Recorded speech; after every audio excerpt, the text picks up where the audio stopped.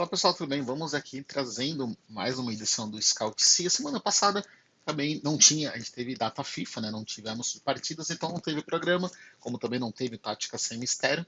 Mas nessa semana tivemos a final da Copa do Paulistão, melhor dizendo.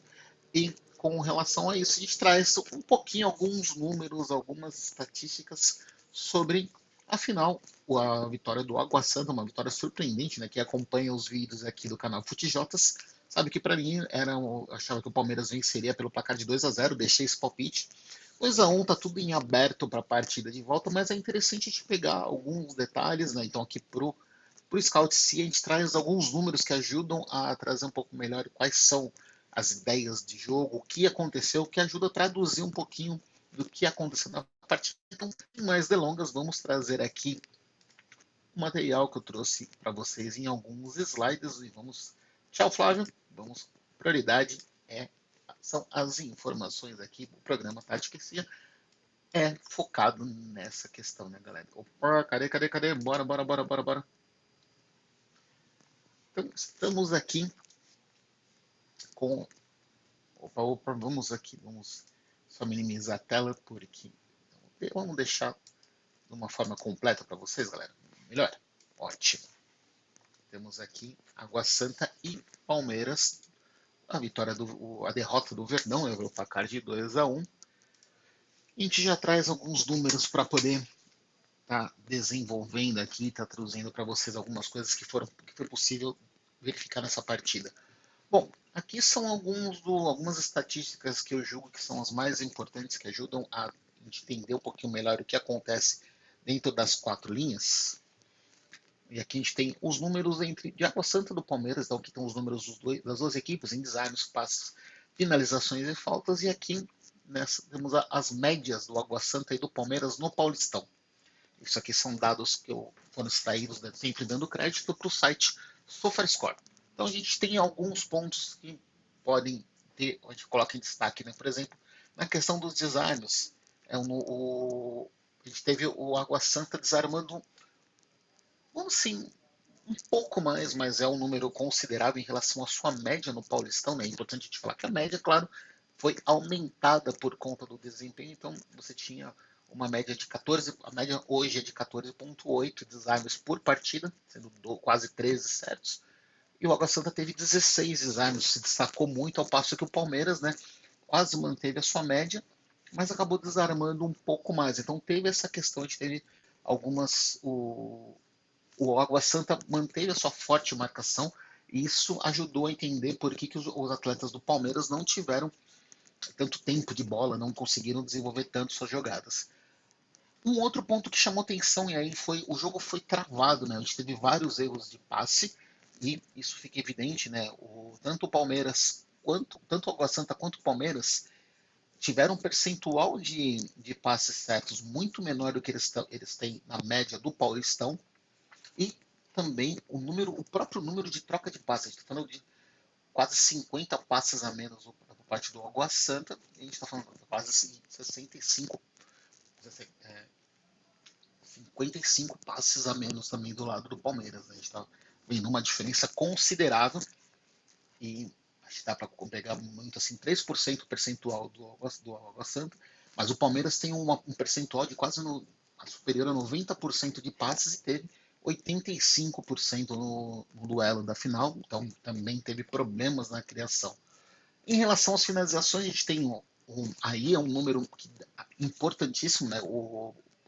Que mostra, a gente citou também, teve um vídeo aqui falando sobre a análise da partida, também está aqui, para quem não assistiu, convido também a pegar aqui na nossa timeline do canal do YouTube do Futijots. O Água Santa tem uma média de 10,87 finalizações por jogo no Paulistão, sendo menos de 4 finalizações certas por partida. Na final, no primeiro jogo, foram 14 finalizações, com 5 certas e 9 erradas, uns números muito superiores à média do time no campeonato. Já o Palmeiras teve um pouquinho mais de acerto de finalizações, mas manteve a sua média. E em relação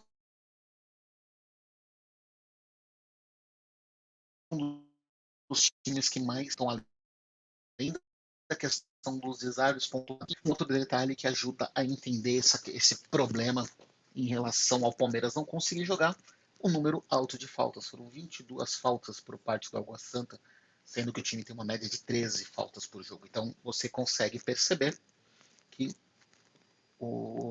para parar o jogo mesmo, além da questão dos desarmes pontuados também, muitas faltas, não à toa, a gente teve os dois zagueiros do Água Santa tomaram o cartão amarelo ainda no primeiro tempo, foram 5 cartões, alguns jogadores ficaram pendurados ao longo da partida, já o Palmeiras teve um pouquinho menos de falta, né? Cometeu menos faltas que a sua média no campeonato, mas também parou bastante jogadas. E aí eu quero trazer para vocês também uma questão, né? Eu gosto muito de desenvolver essa questão do mapa de calor, de como foi a atuação dos times, e a gente pode ver que dos dois lados a gente teve pouca ação ofensiva pelo meio de campo, né? E o foco do Palmeiras, assim, pela região, pelo meio de campo não, desculpa, pela região central do campo, né? Palmeiras atuando um pouquinho mais aberto, jogando muito pela esquerda de campo, né? Procurando algumas jogadas, aí veio aqui, conseguiu melhorar com a entrada do Hendrick no segundo tempo, né? E aqui pode ver que, por exemplo, pro lado do Dudu, não teve tantas ações ofensivas, já o Água Santa se fechou muito na defesa, apostou no contra-ataque, numa forte marcação e acabou tendo atuações também um pouco mais pelas pontas, então onde foi concentrado. E a gente consegue ver isso também de uma forma mais detalhada na hora que a gente olha o mapa de calor. Lembrando que como o Palmeiras era visitante, a gente está falando do mapa da direita para a esquerda. Então, o Marcos Rocha chegou a atuar aqui tentando ser opção, e isso é um padrão do time com o Abel Ferreira, né? Ele vem para ser uma opção para troca de passes, para saída. O Abel ele trabalha muito disso, nessa questão de a saída com 3 jogadores ou 4 jogadores, quando você considera o Everton.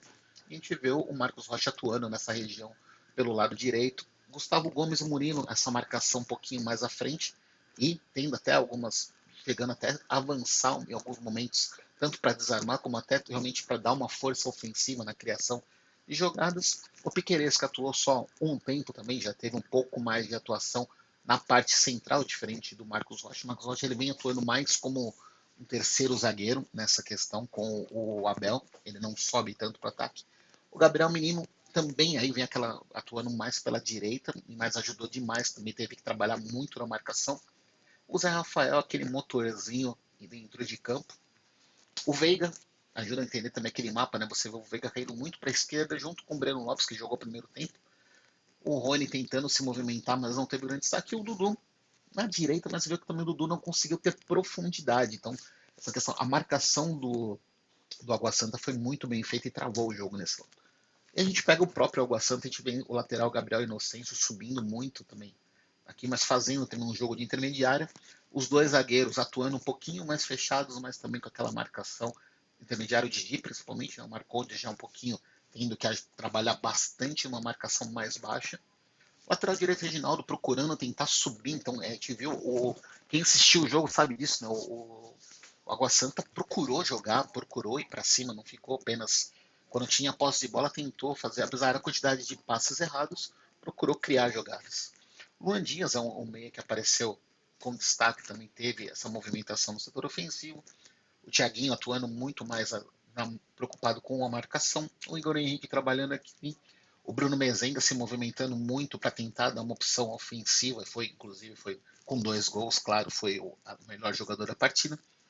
O Lucas Tocantins foi outro jogador bem exigido no setor defensivo. A gente está vendo aqui, lembrando, né? Aqui como o Água Santa é o mandante da partida, a gente tem que ver o gráfico, o ataque para a defesa para ataque, é do lado esquerdo para o lado direito. A gente tem aqui o Lucas Tocantins ajudando na parte ofensiva, mas trabalhando bastante também na marcação. Pode ver um dos pontos do atacante no setor no momento sem a bola. E o próprio Todinho também, o Júnior Todinho, foi outro jogador que se destacou nessa questão também da marcação na partida, que foi toda essa questão que ajuda a entender. Então, como eu sempre falo para vocês, galera, como eu gosto de trazer aqui num vídeo mais curto aqui do Scout CIA, às vezes os números frios eles não ajudam a entender exatamente o que aconteceu na partida, mas por outros momentos ajudam a desenvolver um pouco melhor você conseguir traduzir o que aconteceu ao longo dos 90 minutos mais os acréscimos. E foi o que deu para ver, principalmente naquele primeiro slide com os números. A gente viu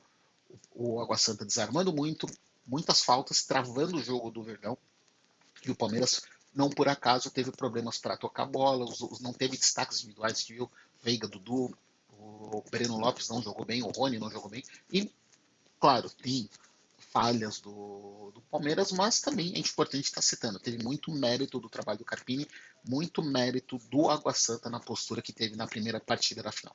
Beleza, galera? Espero que tenham curtido esse vídeo. Fiquem à vontade, como sempre, para curtir, comentar, compartilhar e, claro, se inscreva aqui no canal do YouTube do FuteJotas para ficar antenado em tudo o que acontece, as novidades e as melhores informações do futebol, claro, com análise pós-jogos, nossos programas semanais falando bastante de futebol. Abraços, galera. Até mais.